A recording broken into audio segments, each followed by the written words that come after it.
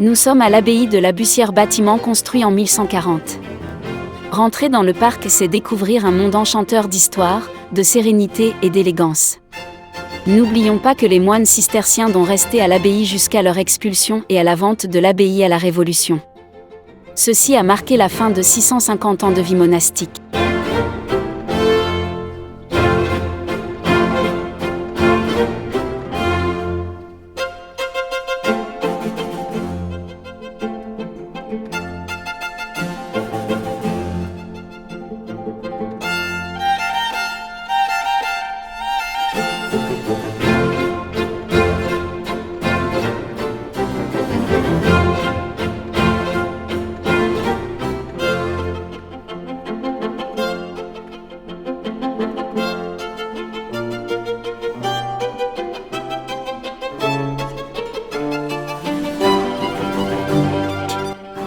Le parc de l'abbaye est un véritable jardin botanique avec plus de 50 variétés d'arbres, certains centenaires, et énormément de variétés d'arbustes et de fleurs.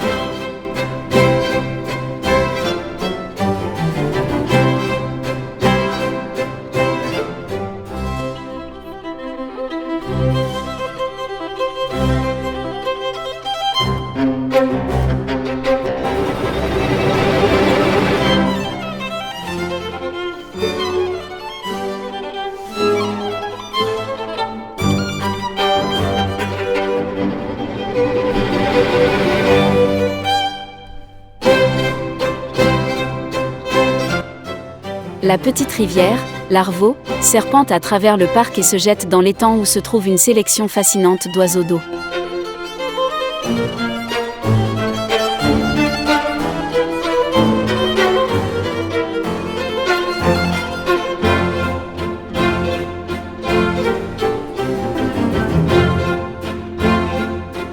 À la fin du XIXe siècle, l'abbaye a été acquise et restaurée par le baron Léon Célie-d'Oissel. Sa fille Thérèse, marquise de Ségur, hérita de l'abbaye, sans descendants, la donna à l'évêché de Dijon pour en faire un lieu de retraite spirituelle.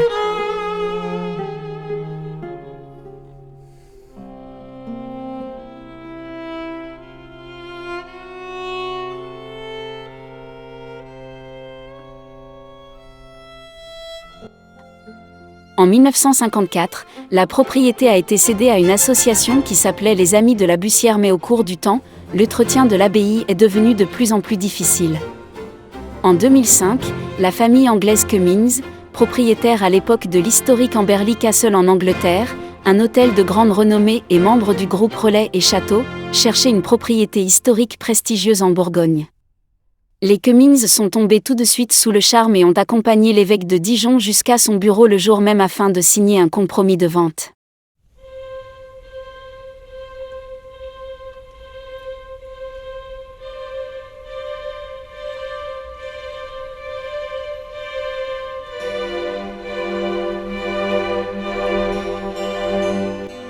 Dans un souci remarquable de l'histoire, l'architecture et une attention aux détails, l'abbaye et le parc ont été restaurés pour créer un hôtel de luxe exquis. Au cours de la première année, l'abbaye est devenue membre du groupe prestigieux Relais et Châteaux et a gagné une étoile au guide Michelin pour son restaurant gastronomique. Aujourd'hui, l'abbaye abrite 20 chambres et suites de luxe, un restaurant gastronomique, un bistrot et des salons douillets.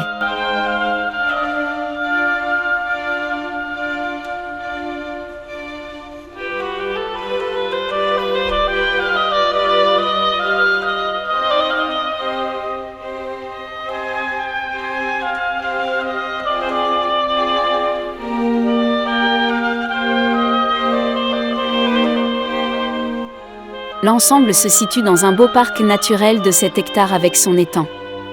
L'architecture et la lumière de l'abbaye sont absolument fabuleuses, des piliers et des voûtes cisterciens, des galeries et des sculptures gothiques, des vitraux magnifiques, des fresques d'origine découvertes pendant les rénovations.